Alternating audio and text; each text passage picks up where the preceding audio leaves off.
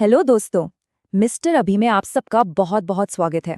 आज हम बजट 2026-27 को पूरी तरह से डीकंस्ट्रक्ट करने वाले हैं। मतलब मैन्युफैक्चरिंग से लेकर टैक्स तक हर चीज एकदम डिटेल में। और अगर आप ऐसे ही स्ट्रेट फॉरवर्ड और सिंपल एनालिसिस चाहते हैं तो चैनल को सब्सक्राइब करना बिल्कुल मत भूलिएगा। और इस बजट की गहराई में जाने के लिए हमारे साथ हैं एक जानी मानी expert. Welcome to the show. Thank you, मुझे बुलाने के लिए शुक्रिया।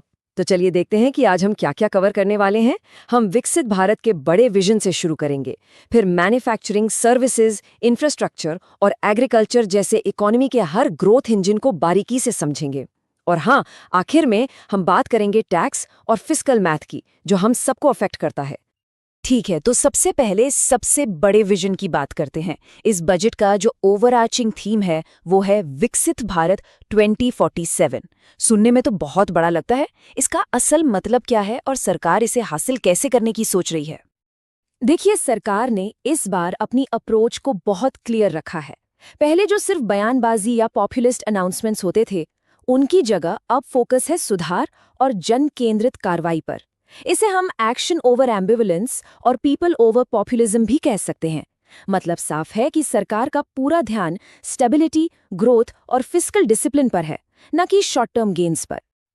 और इसी अप्रोच को जमीन पर उतारने के लिए सरकार ने 3 कर्तव्य या कह लीजिए संकल्प लिए हैं। पहला तो है देश की प्रोडक्टिविटी और ग्लोबल कॉम्पिटिटिवनेस को बढ़ाना। दूसरा है लोगों की कैपेसिटी बिल्ड करना, उन्हें स्किल देना ताकि वो देश की प्रॉस्पेरिटी का हिस्सा बन सकें। और तीसरा, ये इंश्योर करना कि देश के हर नागरिक को ग्रोथ के लिए जरूरी रिसोर्सेज और अपॉर्चुनिटीज मिलें, कोई भी पीछे ना छूटे। चलिए, अब आते हैं इकोनॉमी के पहले इंजन पर, मैन्युफैक्चरिंग और एमएसएमई सेक्टर। ये हमारे देश के लिए, जॉब्स के लिए बहुत ही क्रूशियल है। तो इस बजट में इसे बूस्ट देने के लिए क्या खास स्कीम्स लाई गई हैं? बिल्कुल, सरकार ने कुछ बहुत ही स्ट्रेटेजिक और फ्यूचर रेडी सेक्टर्स पर फोकस किया है, जैसे बायोफार्मा शक्ति से लेकर इंडिया सेमीकंडक्टर मिशन 2.0 तक। ये सारी पहले फ्यूचर टेक्नोलॉजी और आत्मनिर्भरता के लिए हैं। इसके अलावा rare earth magnets, affordable sports goods की मैन्युफैक्चरिंग और सबसे जरूरी 200 पुराने इंडस्ट्रियल क्लस्टर्स को फिर से जिंदा करने की योजना है। ये सब मिलकर डोमेस्टिक प्रोडक्शन को एक जबरदस्त पुश देंगे। ये विजन तो वाकई में बहुत एम्बिशियस लग रहा है। लेकिन बड़े बड़े विजन को जमीन पर उतारने के लिए बिजनेस फ्रेंडली माहौल भी चाहिए। तो टैक्स के फ्रंट पर क्या सुधार किए गए हैं? हाँ, टैक्स रिफॉर्म्स बहुत जरूरी हैं। सरकार ने इस पर काफी ध्यान दिया है। जैसे नॉन रेजिडेंट्स जो बॉन्डेड जोन्स में कंपोनेंट स्टोर करते हैं, उनके लिए एक सेफ हार्बर प्रोविजन लाया गया है। आसान भाषा में कहें तो ये उन्हें कुछ मुश्किल टैक्स रूल से बचाता है। जो ट्रस्टेड मैन्युफैक्चरर्स हैं, उन्हें ड्यूटी पेमेंट के लिए ज्यादा वक्त दिया गया है। और तो और शू एपर्स और सी फूड प्रोसेसिंग जैसे सेक्टर्स के लिए ड्यूटी फ्री इंपोर्ट्स को भी एक्सटेंड किया गया है। अब आते हैं एमएसएमईज पर, जो हमारे इंडस्ट्रियल बैकबोन है। इनके लिए सरकार ने एक 3 pronged स्ट्रैटेजी अपनाई है। पहला, इक्विटी सपोर्ट के लिए 10,000 करोड़ का एक एसएमई ग्रोथ फंड।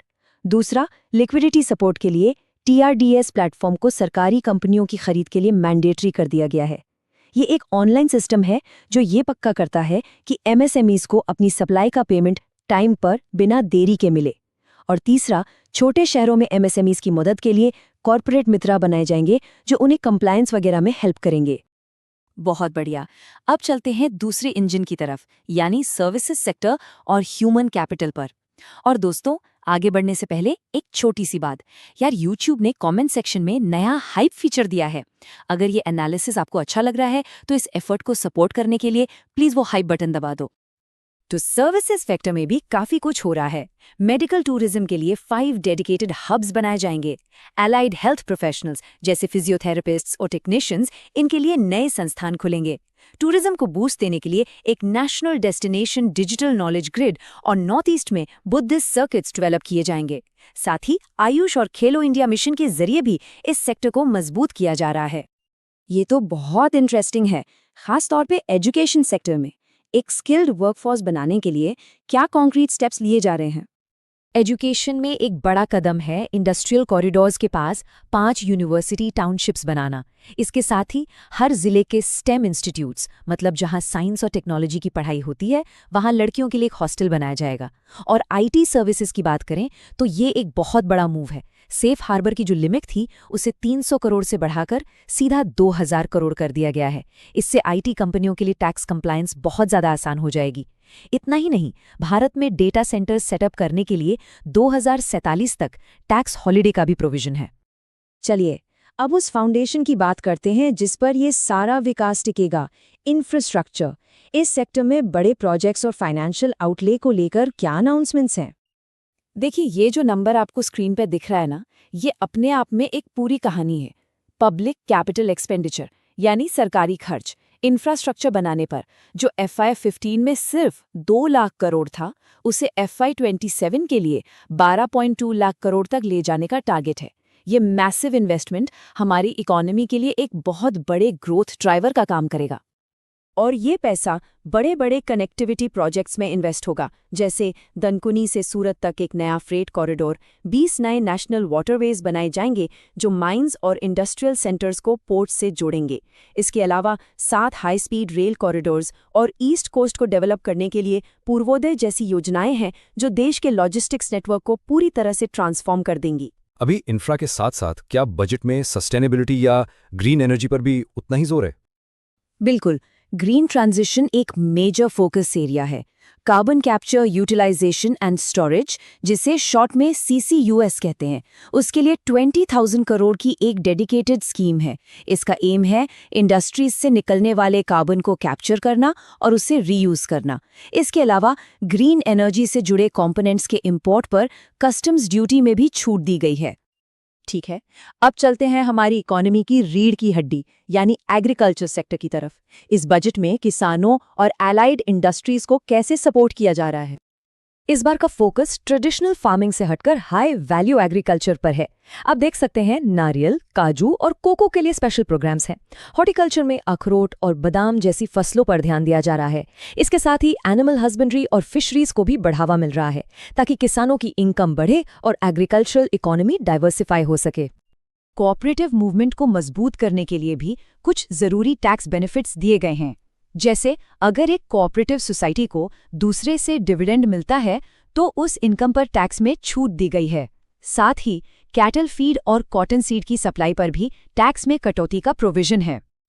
चलिए, अब आते हैं फाइनल और शायद सबसे इंपॉर्टेंट सेक्शन पर, जिसका असर मार्केट्स और हम सब पर डायरेक्टली पड़ता है, टैक्स।